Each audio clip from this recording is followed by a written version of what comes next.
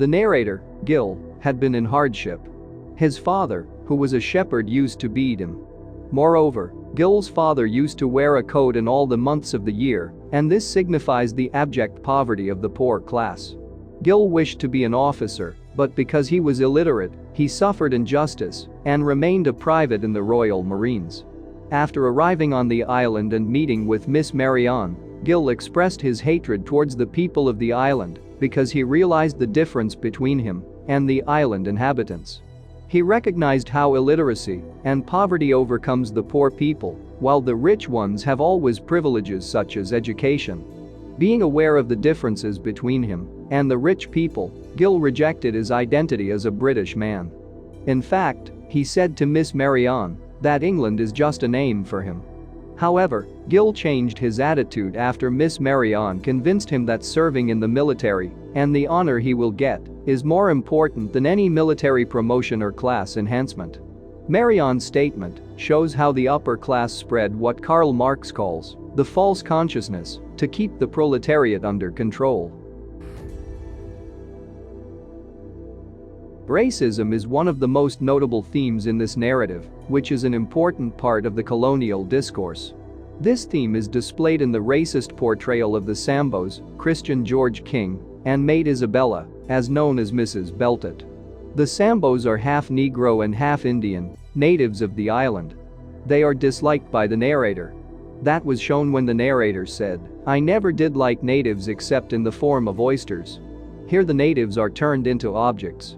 Throughout the courses of the story, we find that the Sambos are also called savages, which implicitly means that the British white men are civilized. Christian George King is one of the Sambos who lives on the island. He is the character that is described in the most racist manner. He is dehumanized, he has no subjectivity in the story, he always referred to himself in the third person. That is, he never uses the I. In the story, he is depicted as a man who speaks incorrect English. For examples, "Yup so jeer" and "George King very sorry." That means he is inferior and he can't reach the standards of the native English speakers. He is described as an animal and howl like a dog. George King's value lies in being a servant like a tool or a slave. The narrator hated him from the beginning. He said, "If I had been the captain I should have kicked George King."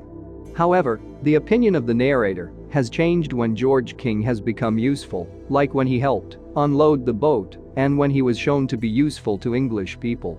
This shift in Gil's perspective towards George King projects the utilitarian aspect of colonialism. Another aspect of racism in this narrative is how Ms. Beltot, who has hybrid identity, is depicted in a racist way by the narrator. The narrator wants to convey the idea that if you are not fully white, then you are inferior. Beltot's value lies in being a servant of the white man. She also contributed in the fight against the pirates, which is also a kind of service. Beltot, in the novella, is treated as an object in terms of her body. She's portrayed as separated body parts. That is, when the narrator first saw her, he saw a fragmented object. Moreover, Gil compared her to a toy. In fact, he said, "I never saw a woman like a toy, and she is the kind of woman that invites you to kiss her, then she slaps you in the face when you do." This communicates to us the view of white men toward colored women. They are seen as sexual objects to serve them.